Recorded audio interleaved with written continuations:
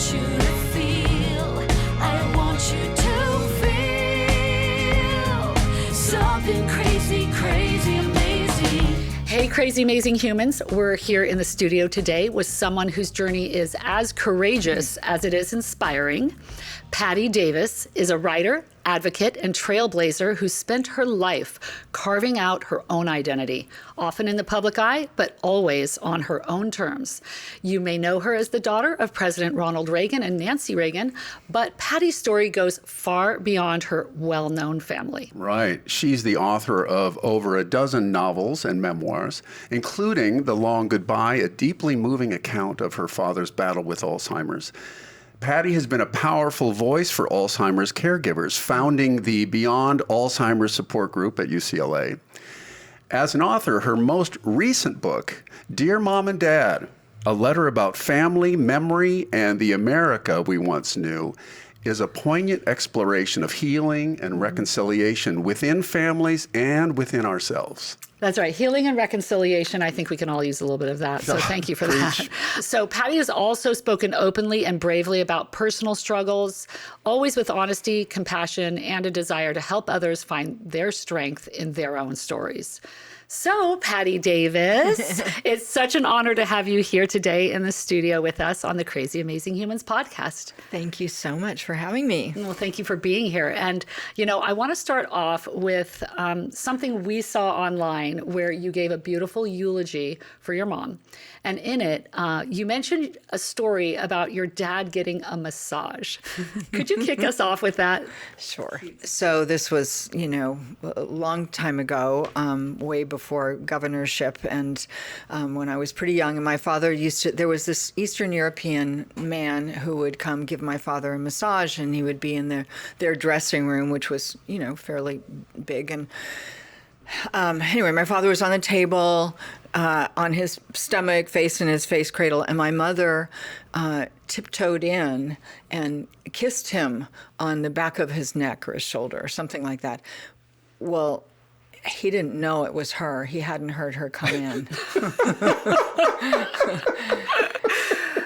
But he never said anything to the massage guy. And then he said to my mother after the man had left, he said, I don't think we can have him here anymore. And she was like, why?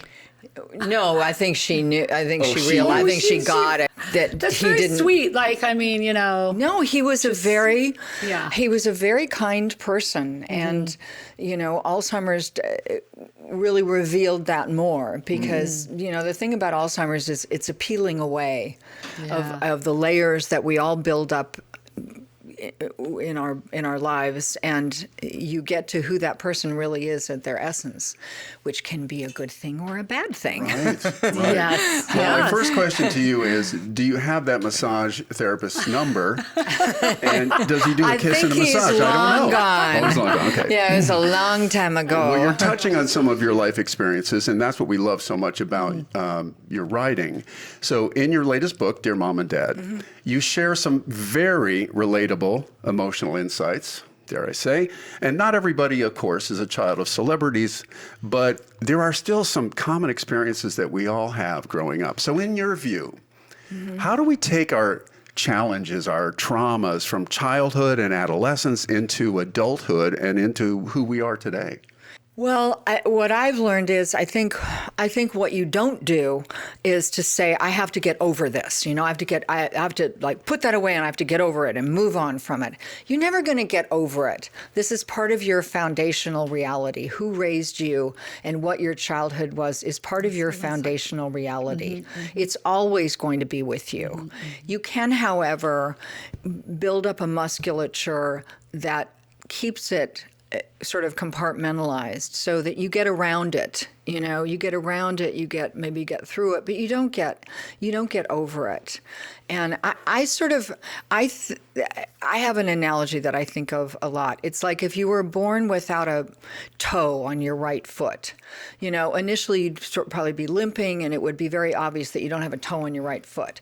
But if you build up the musculature in your leg and, you know, your spine and your knee and everything, you can run marathons. You can walk just fine. You know, no one's going to know that you don't have a toe on your right foot. But you're going to know because every time you take off your shoe, you don't have a toe on your right foot. Yeah.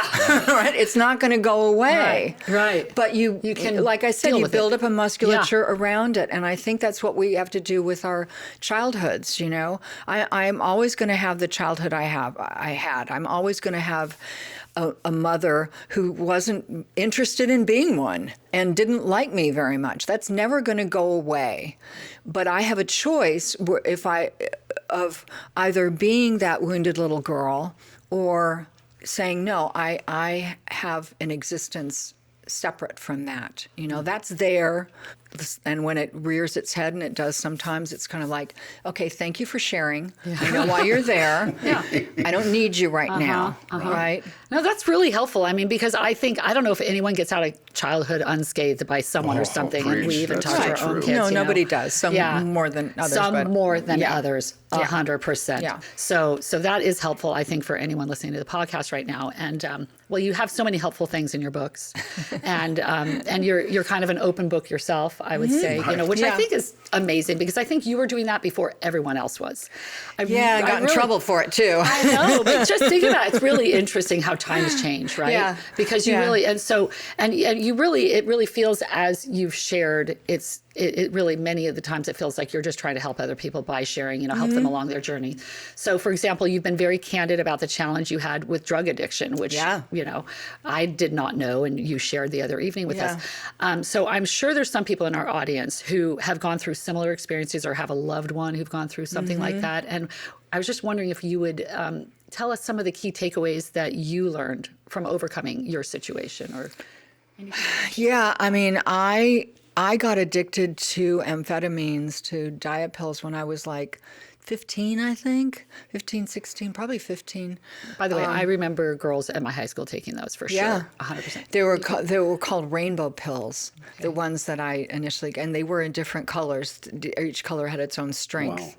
And I met somebody when I went to boarding school in Arizona, and I met somebody who came back from vacation, and her sister worked in a doctor's office, and she was ordering the medications. So she was like ordering all these amphetamines, taking them herself, and then she would mail them to me at my boarding school in Arizona. I'd get these like little envelopes with pills in them, which I think was a federal offense even back then. Oh, look, a rainbow has arrived. And I was I was a mess. I mean, my heart was screwed up, and I'm sort of a testament to it's not that easy to die because I was kind of working on it. You know, like the human body is amazing. Yeah. And then I kind of got off. Then I also used to take black. Then I would get black beauties. What were those? Were they? Those were called biphetamines, and they literally were in a black gelatin capsule.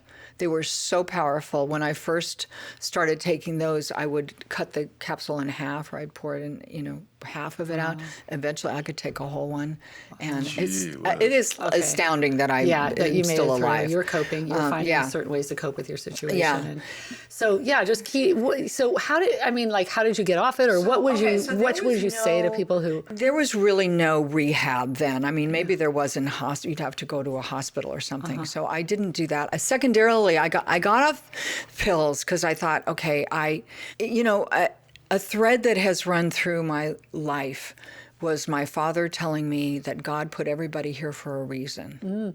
And that's come up for me so many times. And it certainly came up for me with drug addiction, that I thought, God could not be smiling down right now and saying, "Oh, good girl, go take some more pills."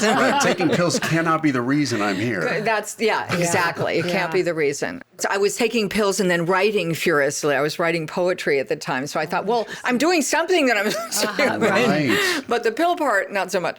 And so there was that. But then secondarily, I kind of got into cocaine, because it was like that was the direction of my addiction. It was that speedy thing. I never took downers or anything like that. I just wanted to be speedy. There was a lot of that going around that time as well. Kidding. By the way, a lot, right? And then I was trying all on my own to get off cocaine.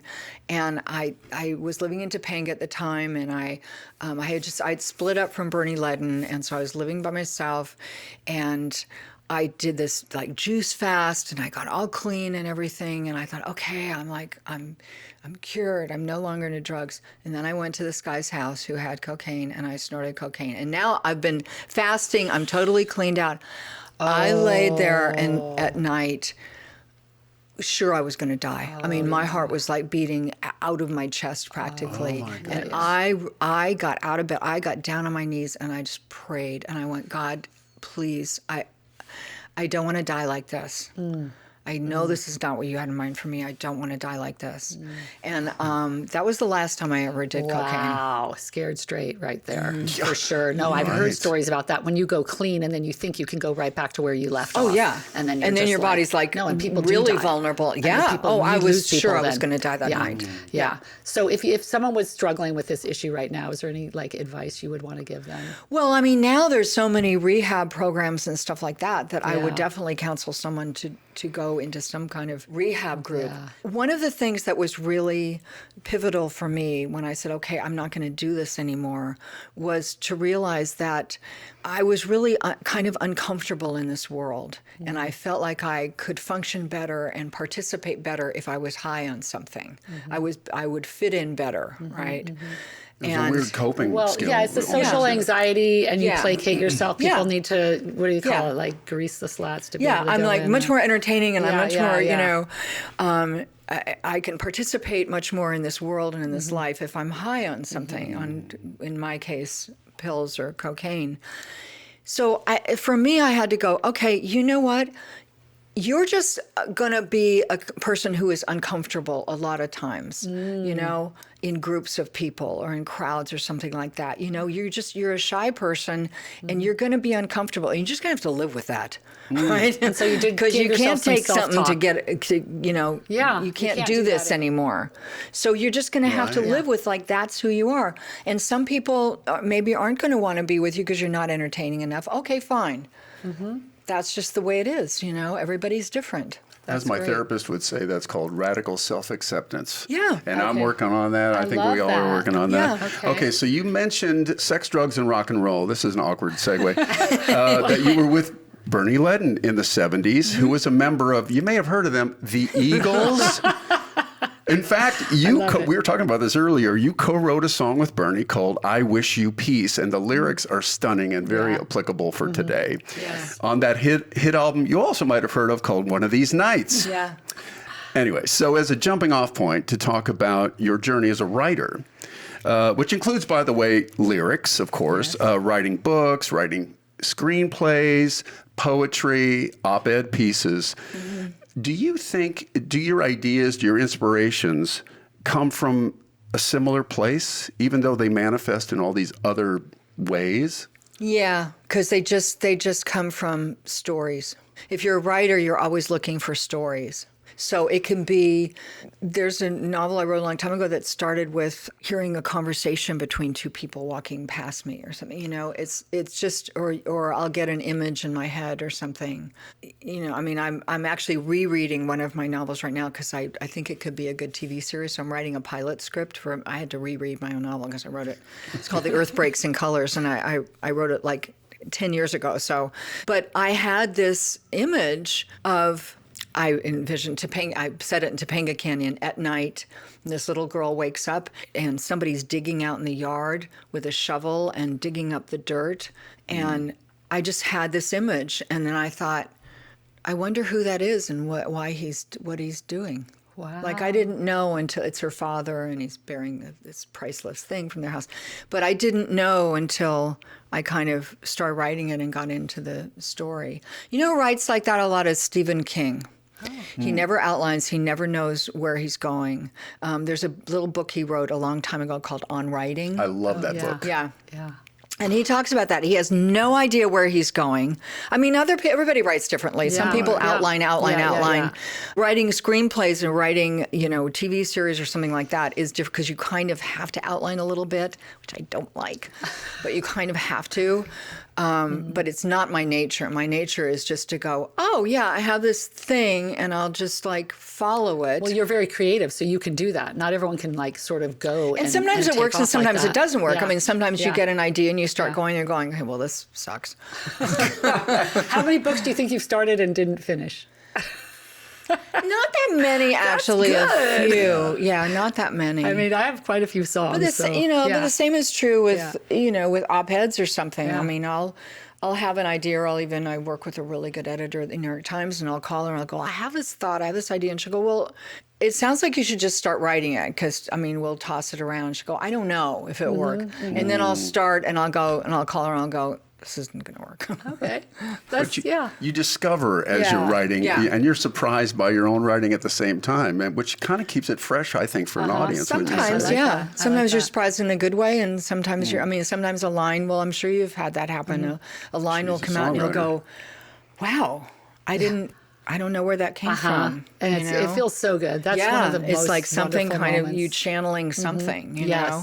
The channeling, it's really nice. So I'm very happy to have a fellow songwriter in the studio where we do a lot of songwriting, actually. So, and another thing you've written so powerfully about is your journey with your dad through Alzheimer's. And both in The Long Goodbye, that's one of the books, and later in the book Floating in the Deep End, which is not only a memoir, but also kind of a guidebook for navigating the disease. Yeah. And I have that book myself. I'm holding it up to the camera. This is Floating in the Deep. I've really enjoyed reading this, not only because you are a really exquisite writer, really emotional, made me cry, and because my mom has dementia. So, all of that is very poignant.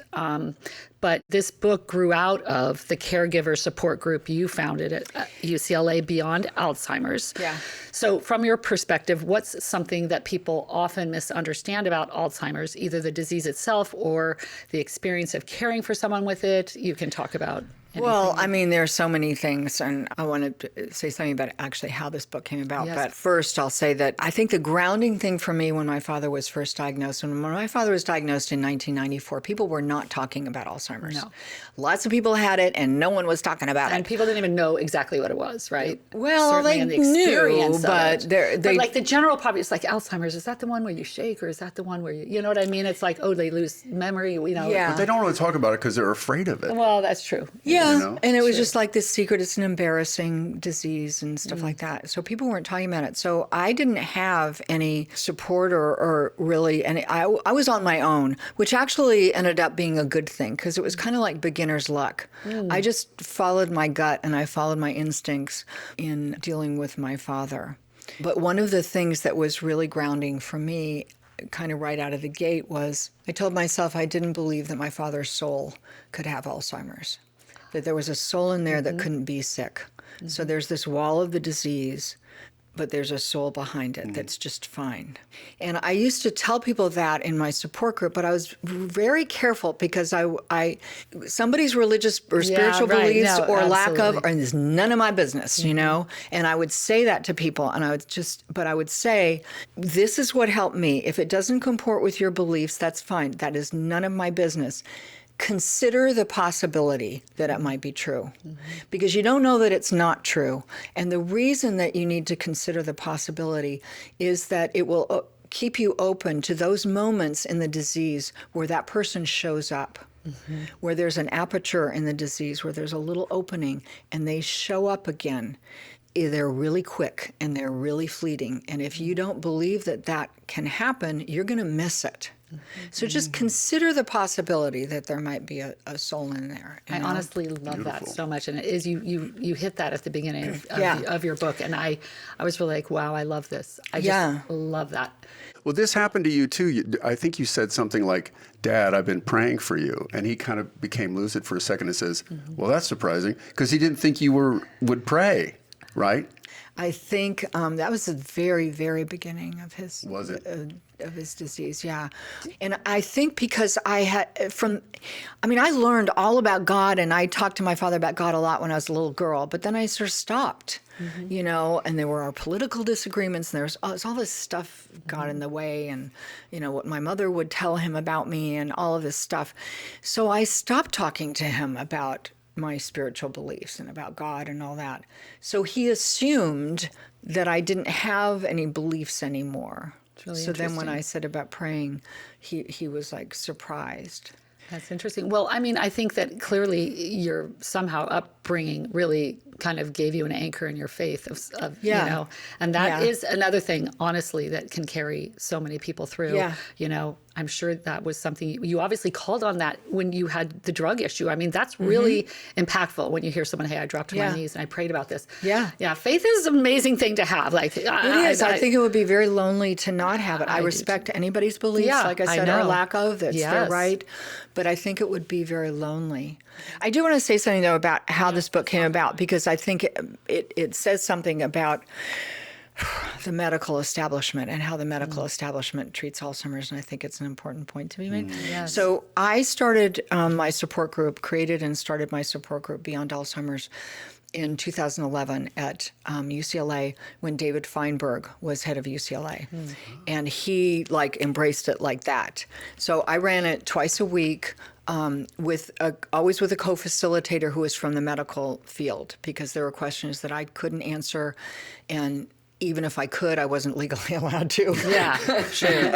That's So it was a wonderful. really That's good wonderful. pairing. I had Yeah. a couple of different rotating co-facilitators, but I was there twice a week. I ran it at UCLA for 5 years. Then David Feinberg left, and the administration that came in was not so keen on running an Alzheimer's. And I knew that. I knew they were going to drop my group, and I was not going to give them the last word. So I told them in advance that I was not going to renew my contract there, and I moved it to St. John's. And I ran it there, which is a much better situation, and I ran it there for like a year. And then after 6 years of it, I had only managed to publish one book in 6 years, and I thought, I really need to get back to being a writer. I need to get back to being an author. So I had the idea of taking the support group into another phase and licensing it to hospitals. And I would, great idea. I'd help. I wrote up a prospectus and everything, and approached different hospitals.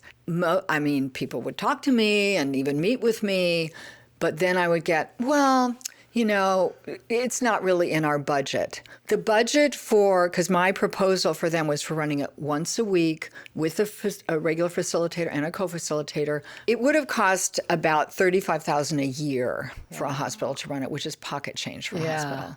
They're just not interested, They just, even though they know that caregiver stress is a real thing, and in all likelihood, those caregivers are going to be the ones to go into a hospital. And I forgot to say this. In my departure from UCLA, a very prominent doctor there, who I will not name, said to me, Alzheimer's is the least profitable area of medicine. Holy mackerel.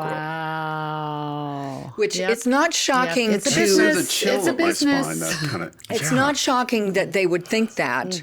It's shocking that he'd be so callous as to say it, So when that didn't work, I thought, okay, well, then I'm just going to write a book. And I'll write a book that's part memoir and part handbook, and I'll put everything that I learned and did in the support group in this book so that people can have this, because I just wanted to help people, you know? And I thought it was cute because you dedicated it to David Feinberg. Yeah. Yeah, that's nice. Yeah. You've kind of touched on this a bit, but there are some meaningful ways, people can show up, both for those living with Alzheimer's and for the caregivers who support them. Can you kind of give a few to our audience? Well, one thing that I think is a more generalized thing is, and I've said this to people a lot, that you're never going to be the same person at the end of this experience as you were at the beginning. How you are different is a matter of choice. You're either going to be harder or you're going to be softer. You're either going to be more open, more compassionate, more giving, or you're going to be more closed off and colder and angrier. And it's a choice, and it's a choice that you kind of make every day. And part of making that choice is to understand that being around someone with Alzheimer's or with any kind of dementia, but particularly Alzheimer's, means understanding that that person is living in the moment. And, there's been like books about, it's great to live in the moment. And, we try that, but we don't do it very well because we're always either thinking of the past or we're projecting into the future. That's where that person lives. So you can learn a really important skill by being in the moment with them, because for them, that's where they are. at all times, you know. That is fantastic. And the not correcting people is really important, and it's sort of changing your natural inclination, because if somebody gets something wrong, you want to say no, that's not right. And I mean, an example, actually, I gave this in the book. A friend of mine has a friend who he helps out sometimes, who has a woman who has Lewy body dementia, which is really brutal. What is that? What is that? Lewy body dementia it's sort of a simplistic way of putting it. It's kind of a combination between Parkinson's and dementia, but it's a different kind of dementia. That's what Robin Williams had, and that was misdiagnosed for a long time, actually until they did an autopsy. I don't know how it was missed, because it is a complicated diagnosis, but it's made all the time, so I don't know how it was missed. But Lewy body dementia is brutal. It's just brutal. It's not so much memory, it's some memory loss, but not so much. It's a real roller coaster. There are hallucinations. It's just brutal. Okay. And some of the medications, like they give for Alzheimer's patients to maybe retard some of the symptoms, like Aricept, are not indicated for. You can't do that for Lewy body dementia. And it can also have Parkinsonian symptoms of shaking and everything, which is sometimes how people are diagnosed with it. Somebody is taken in or goes to the doctor because they think they have Parkinson's, and it turns out to be Lewy body. So you have a friend who... So my friend has a woman who has Lewy body dementia. Ooh. And he helps sometimes, and he goes, she doesn't have any family, so he goes and spends some time with her sometimes. And he called me once and he said, she keeps telling me that there are men on the roof, and I keep telling her that there aren't. And then she gets mad and she won't listen to me. And I said, well, stop doing that. Oh my gosh. She's hallucinating men on the roof. And any of us who have ever done drugs in the past or dabbled in psychedelics know that hallucinations are very real. So she is seeing men on the roof. So what you do instead is you agree with her. I know, I saw them. But you know what? I just chased them away. They're gone. So you let me know if they come back again, and then I'll chase them away again. You always fantastic. agree with them. That's- You don't that's ever brilliant. make them wrong, because then they're just going to get angry and they're going to stick to that.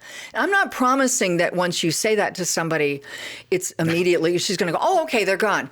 It might not work, but the other's not going to work. Yeah. So you might as well give it, and you might have to do it a couple of times, and you might have to go, you know what, let's go outside and I'll show you. I chased them away. They went that way. I mean, you can spin out the story however you want to spin it, you know? Right. It's really interesting because in dealing with my mom, and I'm not sure, and maybe you can explain to us, but the difference, I thought dementia is like the whole umbrella of It is. all kinds of memory loss. Yes. And then you could have Alzheimer's. So it takes them a little while to maybe figure out and diagnose exactly what it is. And sometimes, I will say in my mom's case, I think they're not even bothering like putting a real name on it. It's just like, she's got dementia, da, da, da. But what I did notice in terms of when someone's saying this, she would say, you know, grandma and grandpa, she's talking about her grandma and grandfather and her mom and dad. And, you know, I remember when they're it still first alive? happened, yes, that they're still alive, Go what they with it. did and all that stuff. Yeah. But I remember the first time that happened and I didn't know.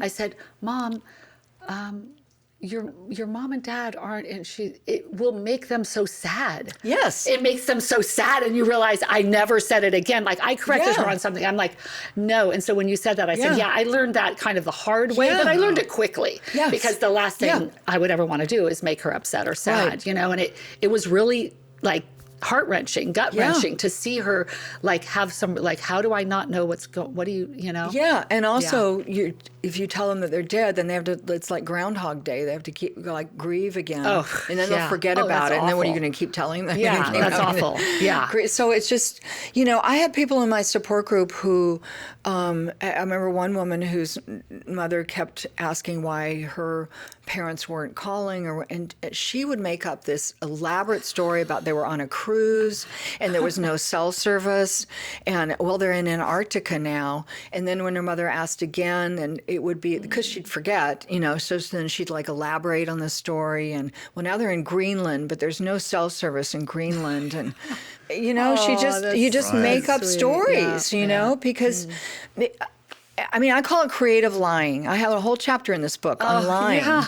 And, we're all taught when we're growing up to not lie. Well, sometimes lying is your friend. And when it comes to dementia, lying is your friend.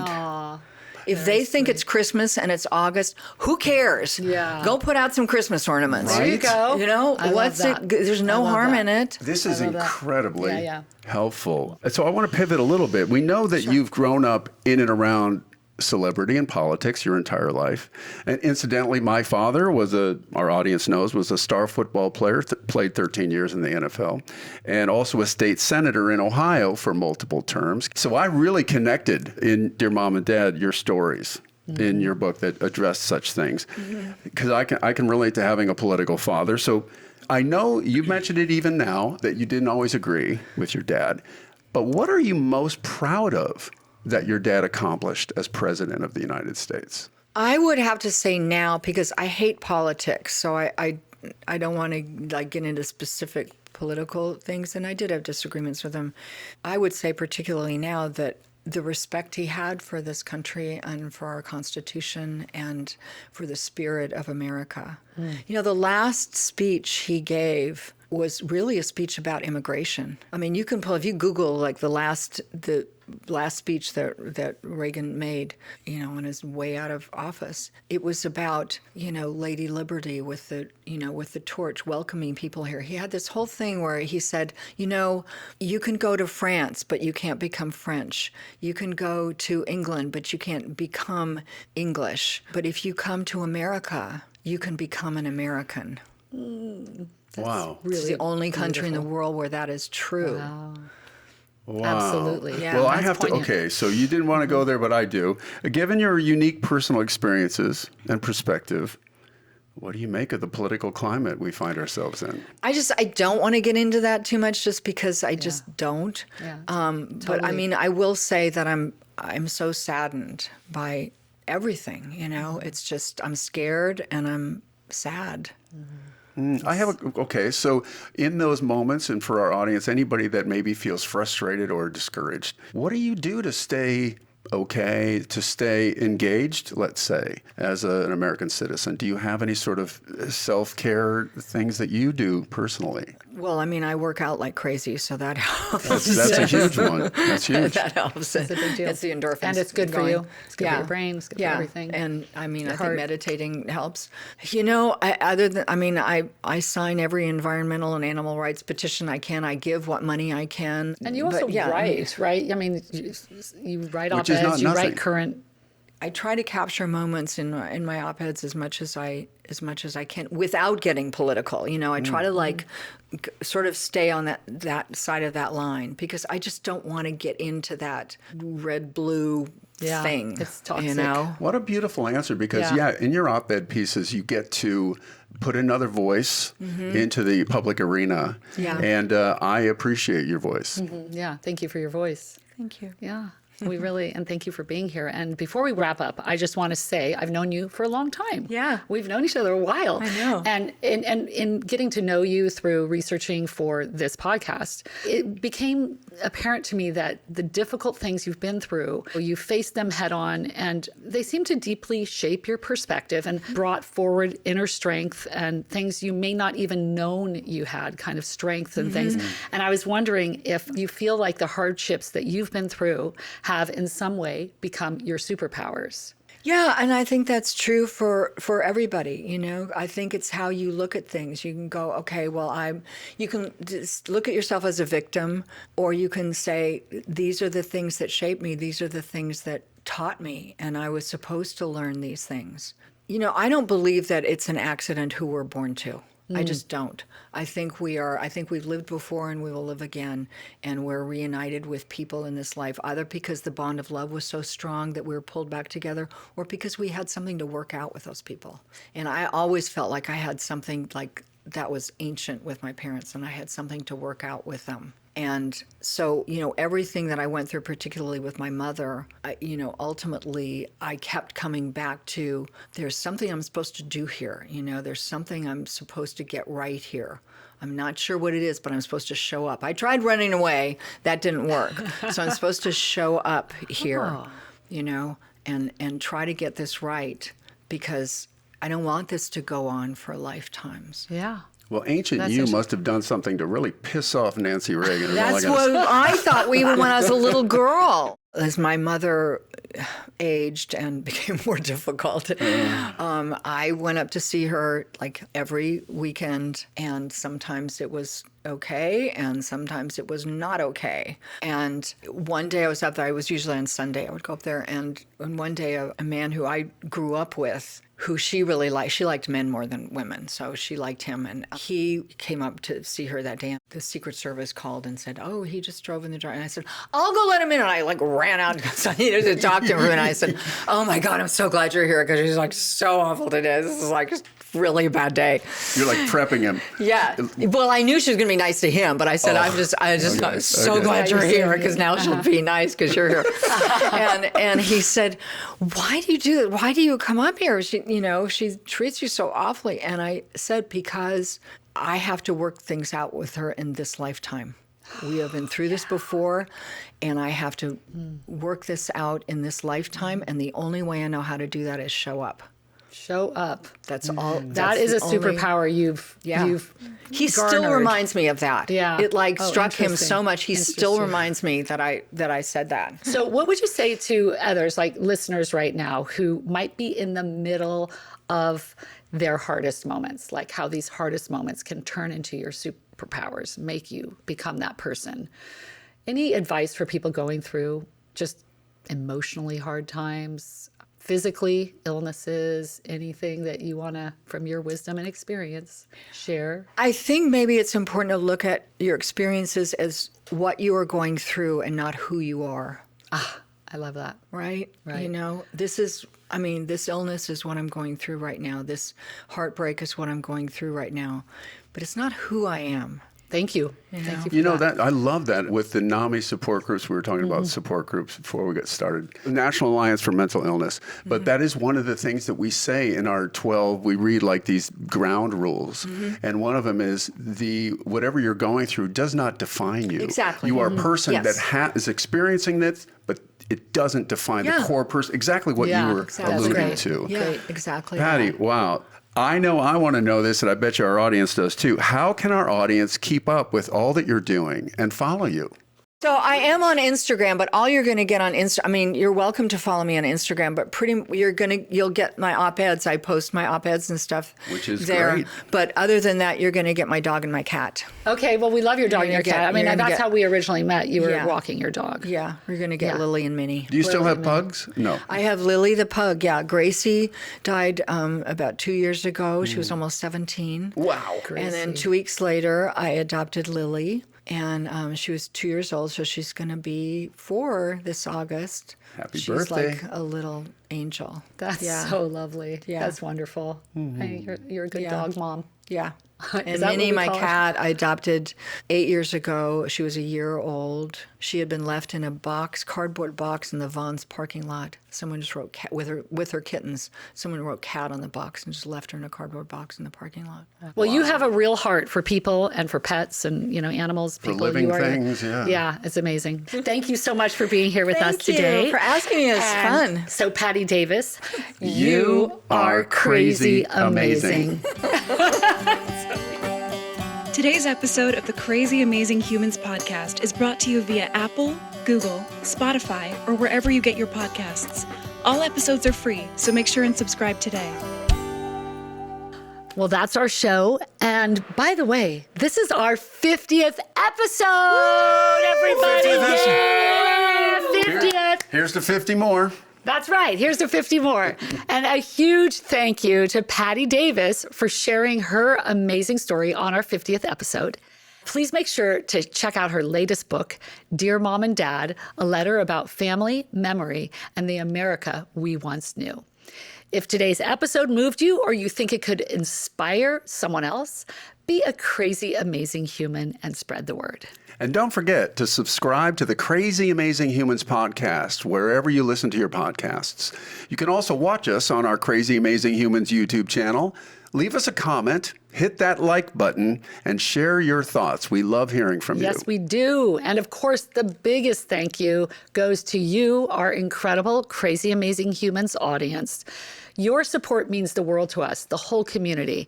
And remember, never forget that every small act of ordinary kindness can spark extraordinary change, one person at a time.